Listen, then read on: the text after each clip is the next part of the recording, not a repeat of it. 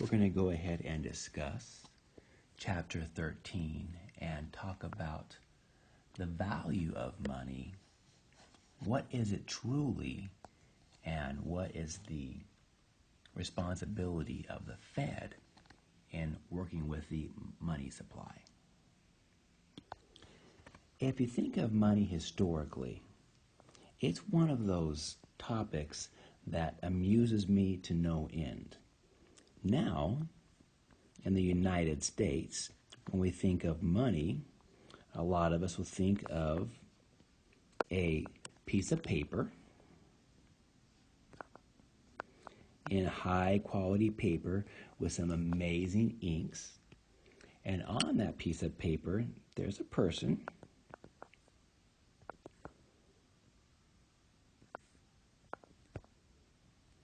and the part that amuses me is, when did we as a country decide that pieces of paper were money?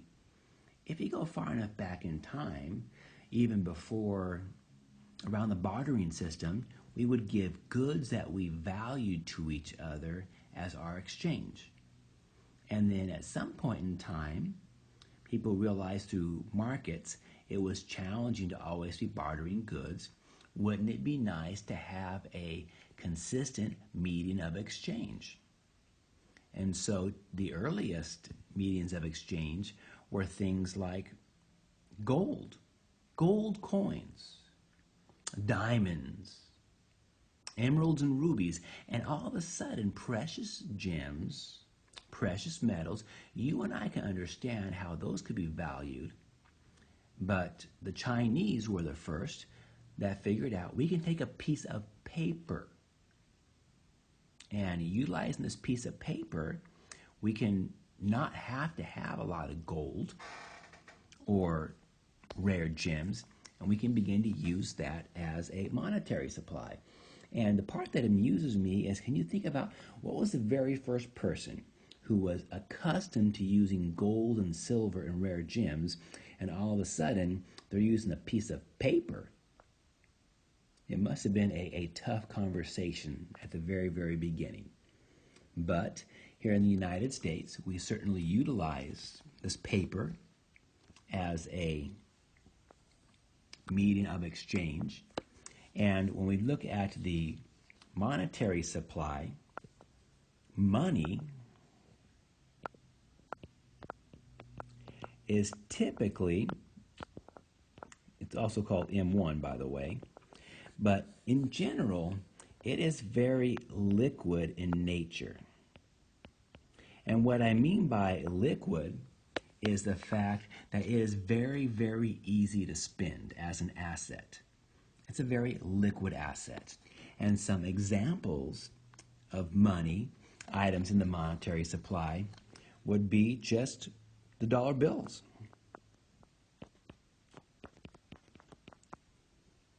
Whether it is a $1 bill, a 5, a 10, 20, 100, we would recognize that all of those have value, and they're very, very easy to exchange as an asset for something that we want. The same occurs with coinage.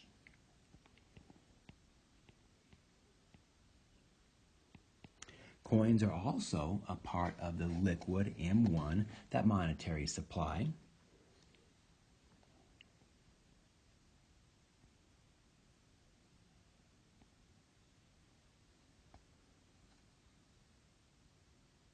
That's a lousy picture.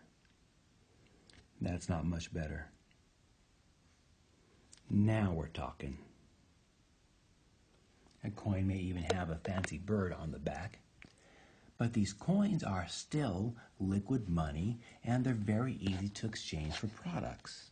So we have bills in the monetary supply, coins in the monetary supply, and there is a concept that folks are using less and less of, pay to the order of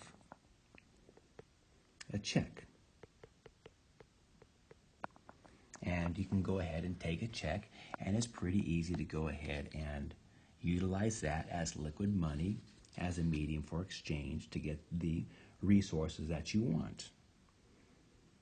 While checks are going out of favor, other things are becoming more popular.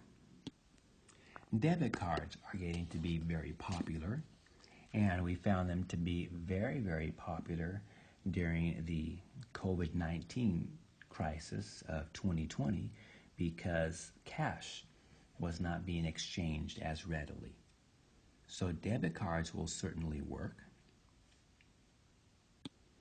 And today, oftentimes, we'll even use apps on a cell phone to go ahead and purchase assets in a very liquid manner.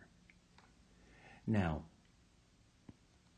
when we take a look at the overall picture of what the monetary supply does, we have to recognize that there is a function for this money.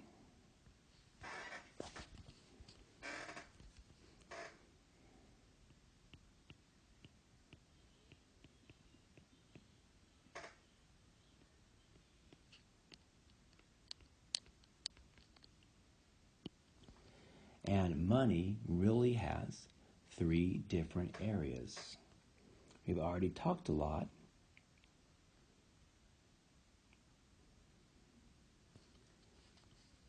Money certainly does have functionality. Let's discuss the three major areas. First, money is a medium of exchange. We can take our money and exchange it for other assets that we would like. We can also utilize money as a unit of accounting. If I told you that the gross domestic product was $132 trillion, we can utilize that number as an accounting unit, and it would make sense to everyone. The third function of money is its value as a storage of value. If you had $1,000 in your wallet, you have stored $1,000, and it has a value that you can hold on to, and depending on whether the value of money changes over time, your $1,000 could get more valuable or potentially less valuable. So these are the examples of money. And remember, the biggest thing that money does is it's liquid, and it is an asset that we can very, very easily exchange for other items. There is also an asset that's called near money. Near money are financial assets that can be converted to cash quickly, something that we can move really, really fast. Typically, the best example of near monies would be a savings account and money market accounts. Savings accounts, while they're easily to access, particularly in our digital world, they aren't quite M1. For you and I to be able to spend money out of our savings account, it has to first be transferred to checking. And so there is a micro digital second where savings accounts can't be spent. But the second they're transferred over to our checking account, then they go from near money to liquid money. So these are all a big part of the monetary supply.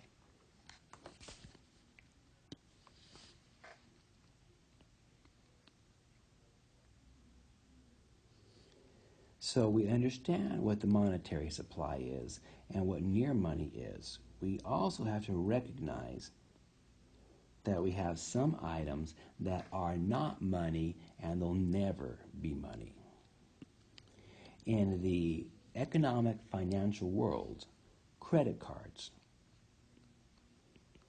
are not considered a part of the monetary supply. Now, if you have a Capital One credit card, It's not your money. You can utilize it as if it's a debit card, but it's not your money. It is Capital One's money. And all of Capital One's liquid assets are already a part of the monetary supply. So if we try to use credit cards in addition to the monetary supply, we recognize we'll be using the same funds twice. So credit cards become a inefficient, or not even inefficient, an unacceptable long-term use in the money category. They are not near money, and they are not liquid money. So not near money, M1 or M2, because they're already counted in the monetary supply by the organization, the bank that issued the credit card. If we go far enough back in time, the monetary supply, our currency, was backed up by the gold or the silver standard, meaning that if the United States had $1 million in circulation, then they had to have $1 million of gold or $1 million in silver that was utilized when that currency was first printed. And today, we have moved away from the gold and the silver standard, and we have a monetary system that is really based on the United States government, meaning that if you had a $100 bill, what makes that worth $100? Is it because there's $100 of gold in gold knocks for that dollar bill? Well, unfortunately, that is not the case. What makes that $100 valuable is because the United States says it's valuable. The United States is backing up our monetary supply because the public believes that piece of paper is worth $100, therefore it is worth $100. So there's been a little bit of change over time. So as long as people believe that the monetary supply is worth what the United States government says it's worth, then it is. So again, over time, gold used to back up our monetary supply, silver used to back up our monetary supply, and now the United States government and people's belief in the United States government is what truly backs up the current monetary supply. And when we talk about looking at the monetary supply and regulating it, it's not necessarily the United States government. The president doesn't do it. The Senate doesn't do it. There is an entire system that has been developed to go ahead and take care of that. The system that was created is called the Federal Reserve System, also known as the Fed.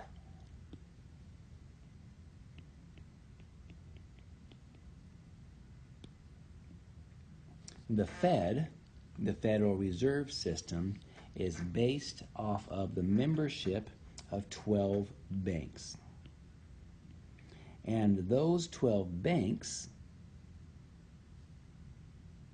will go ahead and select a chairman, the chairman of the Fed. And our current chair of the Fed is Jerome Powell. So current as of the year 2000. He is a chair, and chairmanships for the Fed last 6 years. And the reason why they last a little bit longer than your standard governmental 4-year position is because the Federal Reserve chair is supposed to be a consistent figure in economics. Presidents are typically elected for a 4-year cycle, and so Jerome Powell will be around longer than a single president will be. So because the president may be Republican, he may be Democrat, he may be independent, at least as there's changes in the executive system or even on the other branches, the chair will stay the same. The Fed has a few ideas, a few responsibilities that they take care of. These 12-member banks are typically in charge of the U.S. currency. Now, when I say in charge of U.S. currency, they do not print. The Treasury prints currency, but the Federal Reserve System is in charge of putting that currency into circulation and monitoring the amount of M1 that is available. The Fed is also utilized as a bank, and it can be the bank for the U.S. government as well as a bank for other banks. So if Chase Bank needed to get a loan for some reason, they could go ahead and request that from the Fed. The most important idea that the Fed is in charge of is they are in charge of regulating the monetary supply. And so when we talked about the volume of cash in the M1, the change, the money available, that is a job of the Fed. And they do that to go ahead and attempt to maintain the strength of the economy. And so when we take a look at the strength of the U.S. economy, well, it's the Fed that participates and is one of the most viable arms of government to maintain the monetary supply and strengthen the U.S. economy.